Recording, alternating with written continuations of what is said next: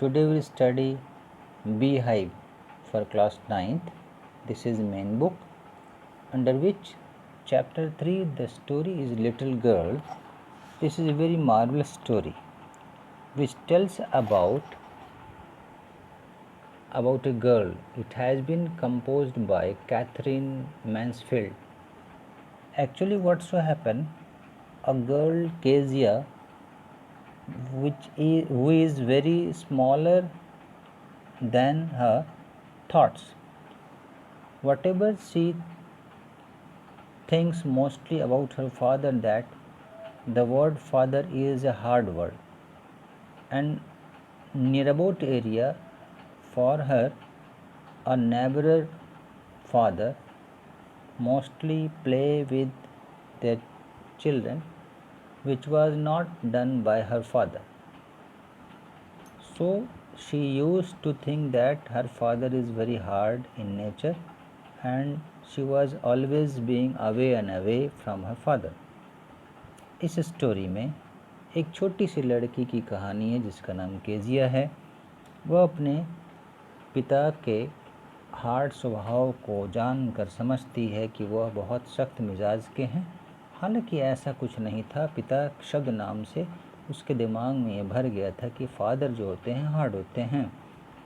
ऐसा अक्सर कहा जाता कि कोई बच्चा अनुभव कर सकता है अपने माता पिता के बारे में। जब वो छोटे होते हैं तो कुछ और सोचते हैं, बड़े हो जाने पर उनकी सोच बदलती जाती है।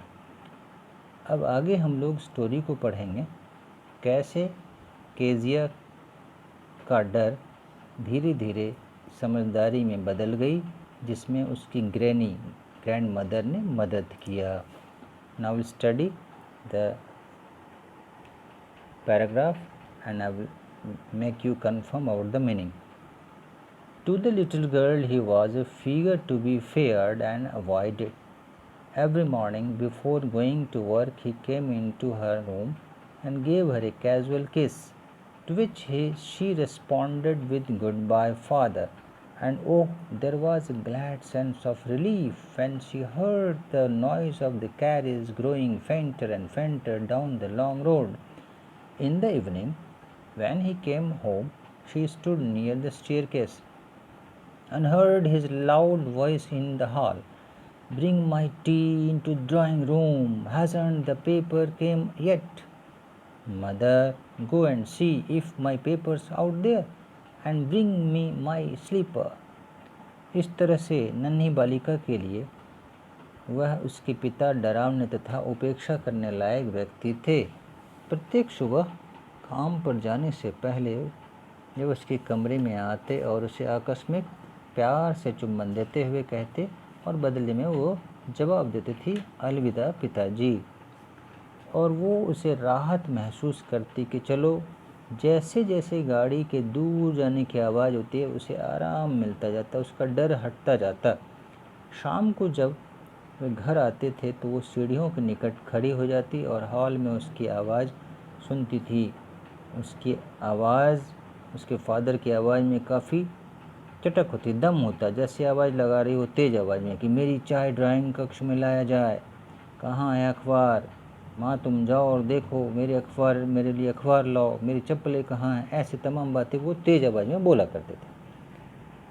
Kezia mother would call to her, "If you are a good girl you can come down and take off father's boot."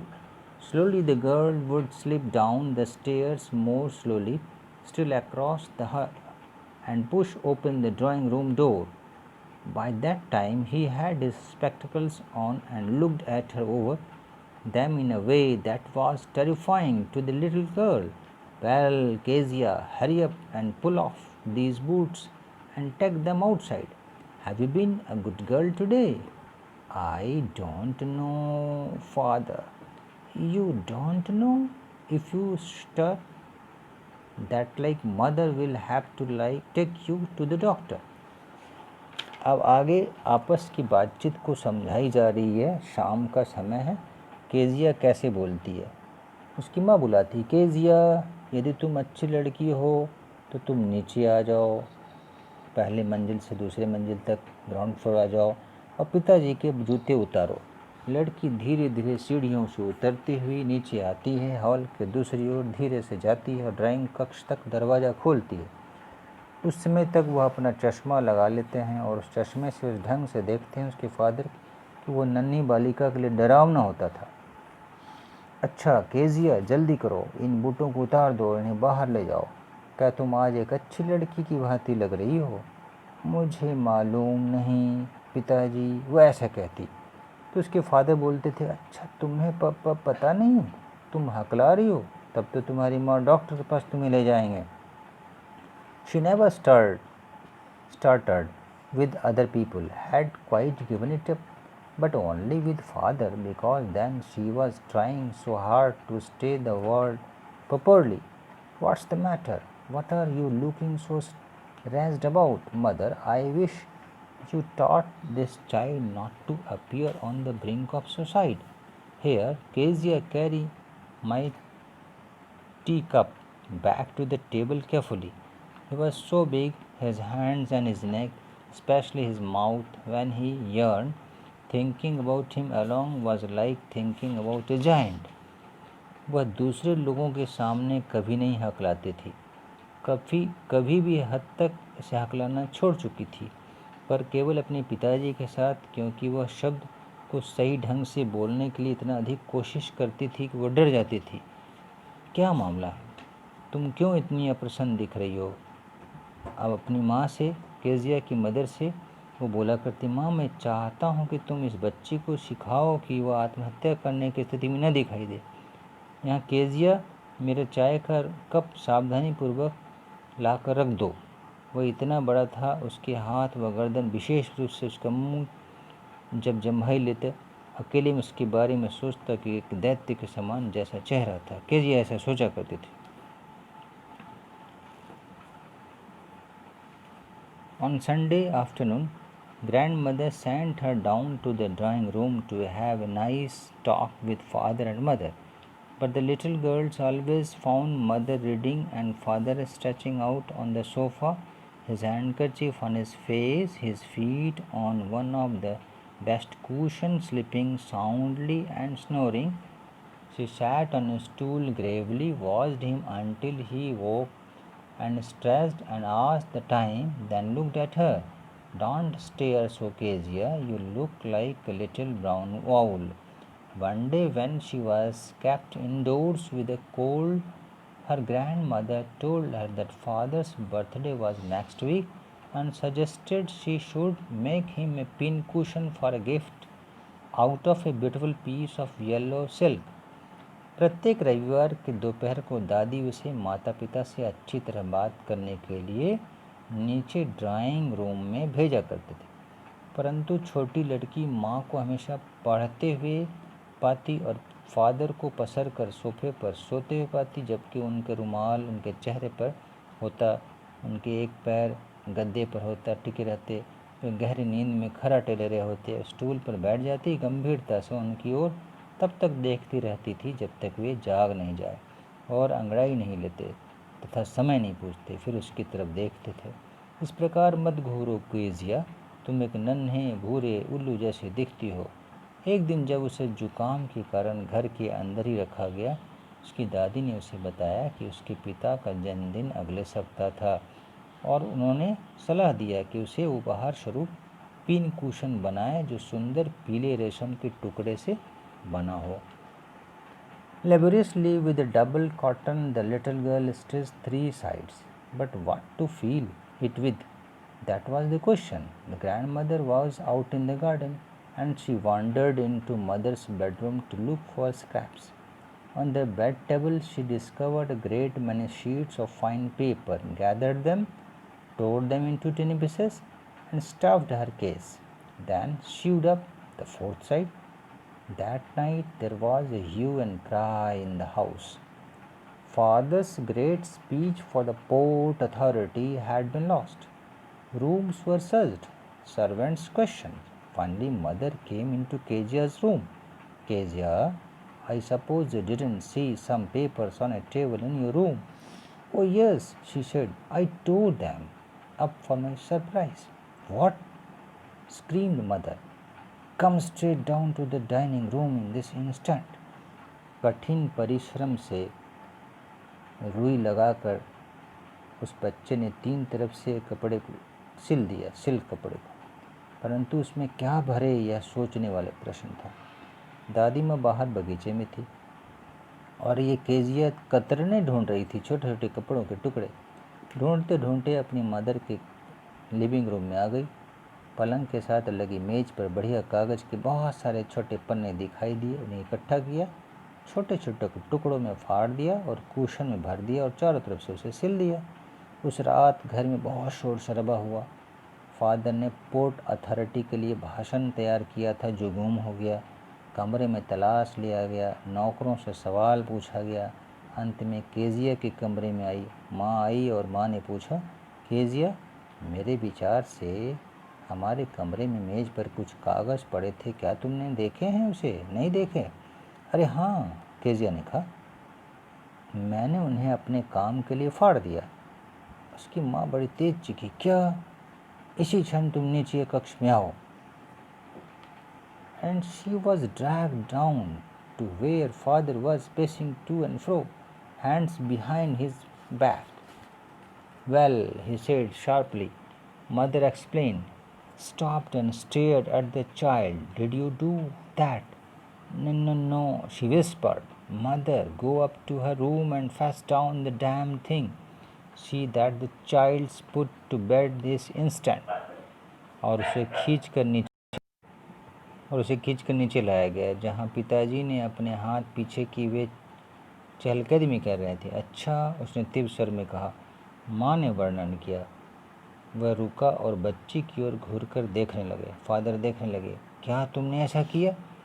माँ, तुम उसके कमरे में जाओ और इस वस्तु को निकाल कर नीचे लाओ। ध्यान रहे बच्ची को इसी क्षण बिस्तर पर सुला दो।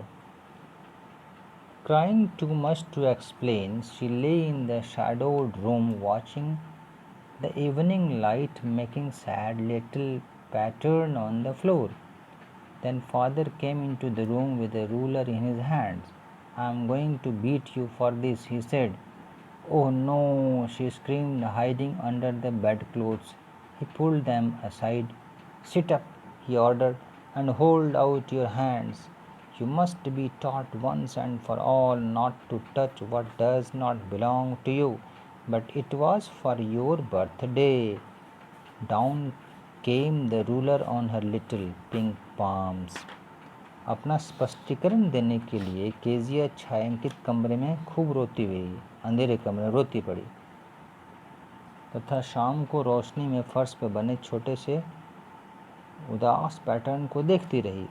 तब पिताजी ने अपने हाथों में रूलर लिए हुए कमरे में आए, एक छड़ी लेकर आए। इस काम के लिए मैं तुम्हें पीटने वाला हूँ। ओह नहीं, ये चिल्लाई, बिस्तर के कपड़ों में छिप गई। उन्हें एक तरफ उन्हें खींच लिया। बैठो, उन्हें आदेश दिया गया और हाथ फैलाओ। उन्होंने कहा, एक बार हमेशा के लिए सिखाना पड़ेगा कि जो वस्तु तुम्हारी नहीं है उसे नहीं छूना चाहिए। तब उसने कहा कि लेकिन वह तो आपके जन्मदिन के लिए बनाया था। रूलर उसकी नन्ही गुलाबी हथेलियों में जाकर लगी। Hour later, when grandmother had wrapped her in a shawl and rocked her in the rocking chair, the child clung to her soft body. What did God make fathers for? She sobbed. Here's a clean hanky, darling, blow your nose. Go to sleep, pet you all forgot all about in the morning. I tried to explain to father, but he was too upset to listen tonight. But the child never forgot. Next time she saw him, she quickly put both hands behind her back and a red color flew into her cheeks. घंटों बाद जब दादी माँ ने उसे shawl में लपेटा और झूलने वाली कुर्सी पर झुलाया तो बच्ची उसके मुलायम शरीर के साथ चिपट गई। दादी अम्मा के साथ चिपट गई। ईश्वर ने पिता क्यों बनाया, वो रोते हुए सोच रही थी। वह साफ रुमाल लो प्यारी बच्ची, अपनी नाक को साफ करो, सो जाओ मेरी लाडली, तुम सवेरे इन सब के बारे में भूल जाओगे।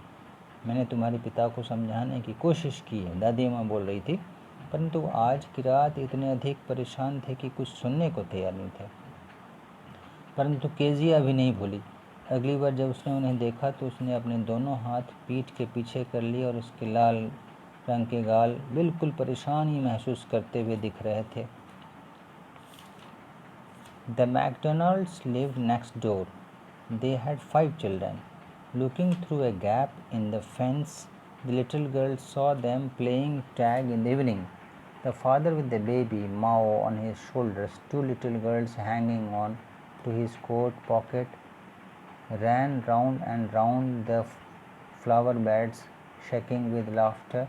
Once she saw the boys turn the hose on him, and he tried to catch them, laughing all the time. Then it was she decided there were different sorts of father. Suddenly one day, mother became ill, and she and grandfather went to hospital. The little girl was left alone to the house with Alice, the cook. That was all right in the daytime, but while Alice was putting her to bed, she grew suddenly afraid. McDonald सामने वाले कमरे में रहते थे। उनके 5 बच्चे थे। दीवार की दरार से झांकते हुए केजिया ने उन्हें स्वयं पकड़म पकड़ाई खेलते हुए देख लिया। उनके पिता उन नन्ही बच्ची माओ को अपने कंधों पर उठाए 2 छोटी लड़कियां उनके कोट की जेबों के साथ तेज तेज ठहाका मारते हुए फूलों की क्यारियों के चारों ओर घूम रही थी। हंसी से वे हिलडुल भी रही थी। एक बार तो केजिया ने देखा कि बेटों ने पिता के ऊपर पानी से छिड़क दिया। पिताजी हंसते हंसते उन्हें पकड़ने का प्रयास किया। तब केजिया ने निश्चय किया कि पिता भी अनेक प्रकार के होते हैं। अचानक एक दिन माँ अस्वस्थ हो गई और दादी के साथ वह अस्पताल चली गई। बच्ची घर पे रसोइया एलिस के साथ अकेली रह गई। दिन के समय ठीक ठाक रहा, परंतु जब एलिस ने उसे पलंग पर लिटाया तो सहसा उसे डर लगने लगा। What will I do if I have a nightmare? She asked. I often have nightmares and then Granny takes me into her bed. I can't stay in the dark. It all gets whispery. You just go to sleep, child, said Alice, pulling off her socks, and don't you scream and wake your poor pa. But the same old nightmare came. The butcher with a knife and a rope who came nearer and nearer, smiling that dreadful smile, while she could not move, could only stand still, crying out, Grandma, Grandma. She woke shivering to see father beside her bed, a candle in his hand. What's the matter? He said. अब आगे कहानी है, मैं क्या करूँगी। Kezia सोच रही, यदि मुझे कोई दुस्वप्न डरावने स्वप्न आ गए तो मैं क्या कर सकती। उसने सोचा, मुझे अक्सर डरावने सपने आते हैं। फिर दादी माँ मुझे अपने बिस्तर पर ले जाती है। मैं अंधेरे में नहीं रह सकती, आवाज़ें सुनाई देने लगती है। एलिस ने कहा, तुम सो जाओ, अपनी जुराब सॉक्स उतार दो, तुम चीखना बंद करना, वरना तुम्हारे बेचारे पापा जाग जाएंगे। परंतु वह पुराना डरावनी सपने बच्ची को आया। ऐसा था सपने में कि कोई एक कसाई हाथ में चाकू और रस्सी पकड़े था। वह नज़दीक आता जा रहा था और डरावनी मुस्कुराहट लिए हुए था, जबकि केजिया हिलडुल भी नहीं पाती, स्थिर खड़ी रहती, चीख मारती, दादी माँ, दादी माँ। वह कांपती हुई जग गई और उसने पिताजी को हाथ में मोमबत्ती लिए बिस्तर के नज़दीक खड़े पाई। क्या बात है, उन्होंने पूछा। Oh, a butcher, a knife, I want granny. He blew out the candle, bent down and caught up the child in his arms, carrying her along the passage to the big bedroom. A newspaper was on the bed. A half-smoked cigar was near his reading lamp. He put away the paper, threw the cigar into the fireplace, then carefully tucked up the child. He lay down beside her, half asleep still with the butcher's smile all about her, it seemed. She crept close to him, snuggled her head under his arm, held tightly to his shirt. Then the dark did not matter. She lay still. Here, rub your feet against my legs and get them warm, said father. ओह, एक कसाई, एक चाकू, मुझे दादी चाहिए, मैं डर गई हूँ। उसने मोमबत्ती बुझाई, नीचे झुक गई और बच्ची को अपनी बाहों में बिठा लिया। उसे बिठाकर गलियारे में विशाल शयनकक्ष में कॉरिडोर तक ले गए। बिस्तर पर एक अखबार था। और सिगार थी। उसके पढ़ने वाले लाइट के पास रखा हुआ था। अखबार को एक तरफ किया, सिगार को अलाव में फेंक दिया और सावधानी से बच्चे को आराम से अपने नज़दीक बिठाया। वो उसके पास लेट गया। आधी नींद लगी थी। कसाई की मुस्कुराहट अभी भी उसके सामने दुस्वप्न के रूप में दिख रहा था। ऐसा लगता था वो रेंग कर उसके निकट गए, अपना सिर अपनी बाहों में दुबका लिया, ऐसा उसको महसूस हो रहा था। उसने शर्ट को कड़ाई से पकड़ लिया। तब अंधेरे में कोई अर्थ नहीं रखता था। वो शांत पड़ी रही। अपने पैरों को अच्छी तरह गर्म कर लिए बिस्तर में और पिताजी ने कहा, अब सो जाओ। Tired out he slept before the little girl. A funny feeling came over her. Poor father, not so big after all, and with no one to look after him. He was harder than grandmother, but it was a nice hardness, and every day he had to work and was too tired to be a Mr. MacDonald. She had torn up all his beautifully writing. She stirred suddenly and sighed. What's the matter? Asked her father. Another dream. Oh, said the little girl, my head's on your hurt. I can hear it going.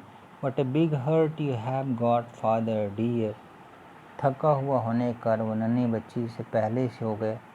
एक परिहासपूर्ण भावना उसके अंदर आई। बेचारे पिताजी आखिरकार इतने बड़े कठोर नहीं हैं और उनकी देखभाल करने वाला कोई नहीं है। वह दादी से ज़्यादा कठोर थे, परंतु वो एक अच्छी कठोरता थी।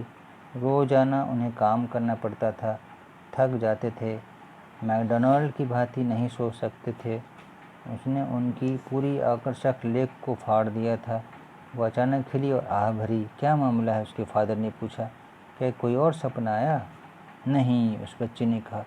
मेरा सिर उनके पास है, मैं इसे धड़कते हुए सुन सकती हूँ। प्रिय पिताजी, आप कितने विशाल हृदय वाले हैं। केजिया ने ऐसा कहा।